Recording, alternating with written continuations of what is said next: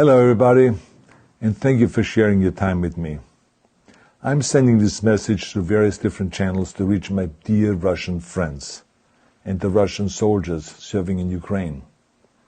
I'm speaking to you today because there are things that are going on in the world that are being kept from you, terrible things that you should know about. But before I talk about the harsh realities, let me just tell you about the Russian who became my hero. In 1961, when I was 14 years old, a very good friend of mine invited me to come to Vienna and to watch the World Weightlifting Championships. I was in the audience when Yuri Petrovich Vlasov won the World Championship title, becoming the first human being to lift 200 kilograms over his head. And somehow a friend of mine got me backstage. All of a sudden, there I was, a 14-year-old boy, standing in front of the strongest man in the world. I couldn't believe it. He reached out to shake my hand. I still had a boy's hand. He had this powerful man's hand that swallowed mine. But he was kind, and he smiled at me. I will never forget that day. Never. I went home and put his photo above my bed to inspire me when I started lifting weights. My father told me to take down that picture and to find a German or an Austrian hero. He got really angry, and we argued back and forth. He didn't like Russians because of his experience in the Second World War. You see, he was injured at Leningrad, where the Nazi army that he was part of did vicious harm to the great city and to its brave people. But I did not take the photograph down, no, because it didn't matter to me what flag Yuri Vlasov carried. My connections to Russia didn't stop there, by the way. Oh, it actually deepened when I traveled there with bodybuilding and for my movies and met all my Russian fans. And on one of those trips, I remember, I met Yuri Vlasov once again. It was in Moscow during the filming of Red Heat, which was the first American movie allowed to film in Red Square.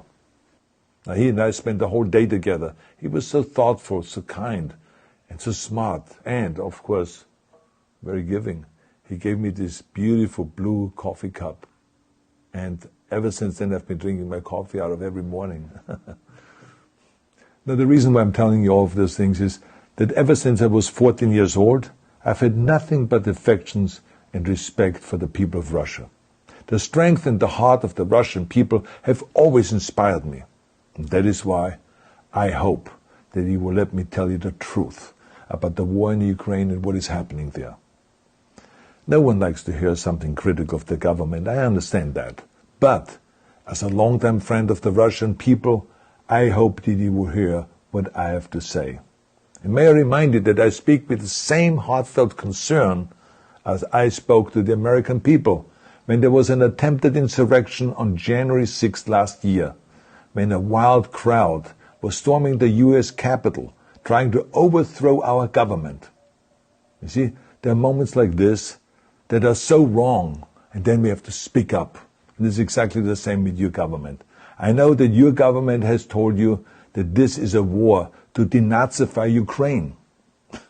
Denazify Ukraine? This is not true. Ukraine is a country with a Jewish president, I might add, whose father's 3 brothers were all murdered by the Nazis. You see, Ukraine did not start this war. Neither did nationalists or Nazis. Those in power in the Kremlin started this war. This is not the Russian people's war. No. As a matter of fact, let me tell you, what you should know is that 141 nations at the UN voted that Russia was the aggressor and called for it to remove its troops immediately. Only 4 countries in the entire world voted with Russia. That is a fact. See, the world has turned against Russia because of its actions in Ukraine. Whole city blocks have been flattened by Russian artillery and bombs, including a children's hospital and a maternity hospital. 3 million Ukrainian refugees, mainly women, children, and elderly, fled their country, and many more are trying to seek to get out. It is a humanitarian crisis. Because of its brutality, Russia is now isolated from the society of nations. You're also not being told the